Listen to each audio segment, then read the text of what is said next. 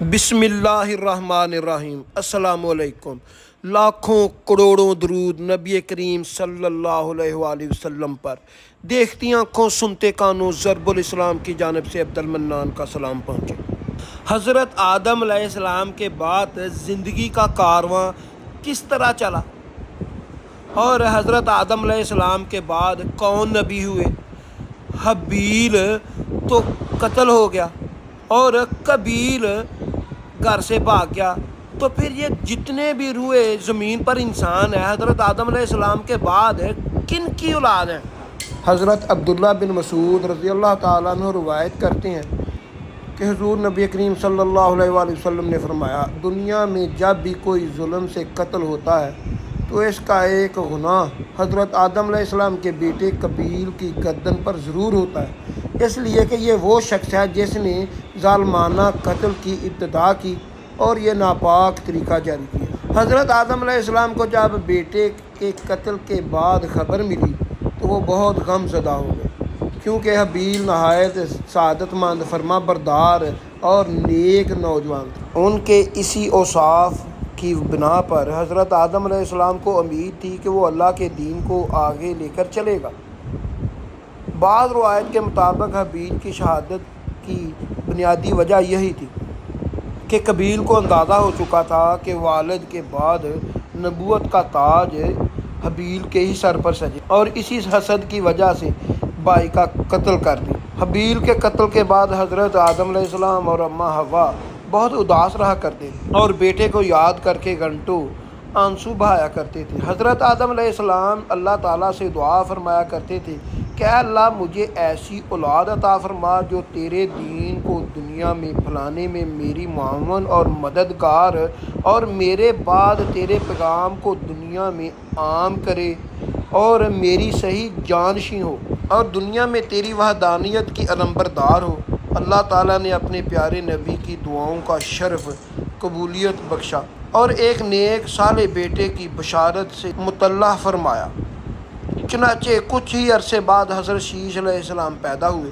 حضرت آدم علیہ السلام اور اماں حوا ان کی پیدائش پر بے حد خوش تھے۔ یہ حضرت آدم علیہ السلام کے تیسرے بیٹے تھے اور اس وقت ان کی عمر 130 سال تھی۔ اماں حوا علیہ السلام نے صاحبزادے کا نام شیش رکھا، جس کے عربی معنی عطیہ خداوندی کے ہیں، یعنی اللہ تعالیٰ کی جانب سے عطا کیا گیا خوبصورت خوبصیرت تحفہ۔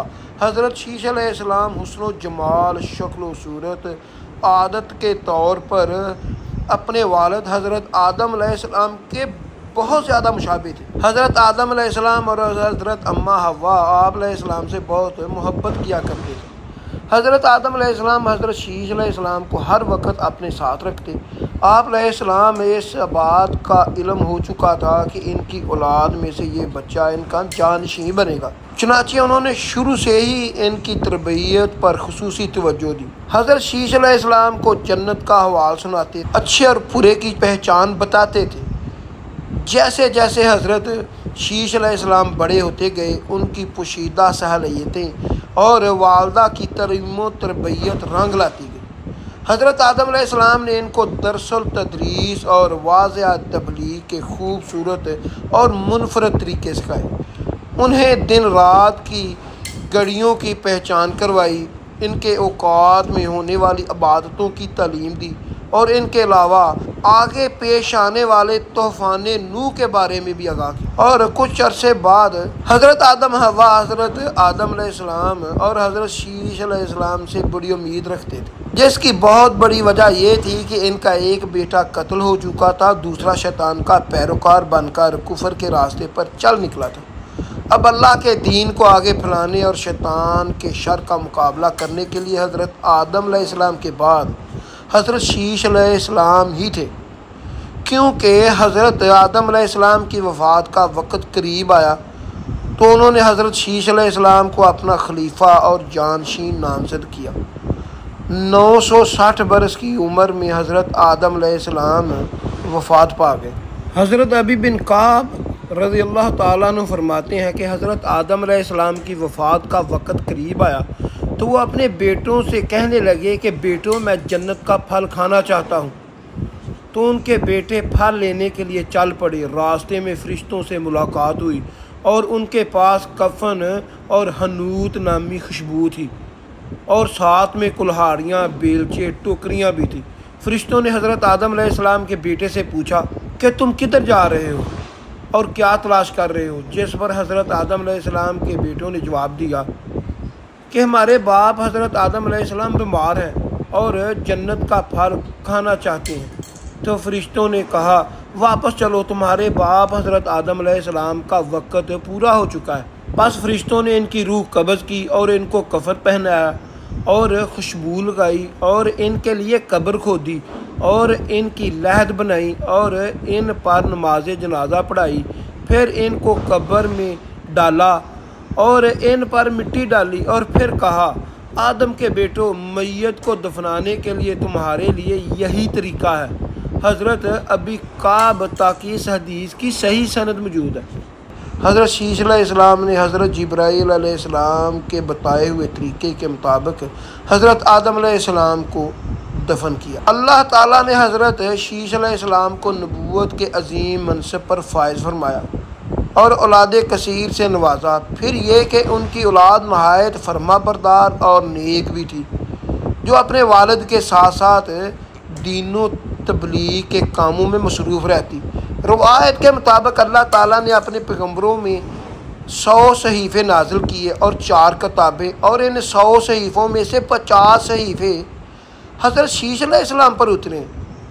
ابن کثیر گو کہ قرآن مجید میں جن 25 انبیاء کرام کے اسم گرامی آتے ہیں ان میں سے حضرت شیش علیہ السلام کا نام بھی شامل ہے، تاہم احادیث مبارک میں ان کے نبی ہونے کی صراحت کے ساتھ ذکر ہے۔ حضرت شیش علیہ السلام نے اپنی پوری زندگی والد کی دی ہوئی تربیت کے تحت اللہ تعالیٰ کی دین کی سربلندی میں صرف کر دی۔ آخری عمر میں زیادہ ضعیف ہونے کی وجہ سے گوشہ نشین ہو گئے تھے، کیونکہ اولاد آپ علیہ السلام کے کاموں کو آگے بڑھاتی رہی۔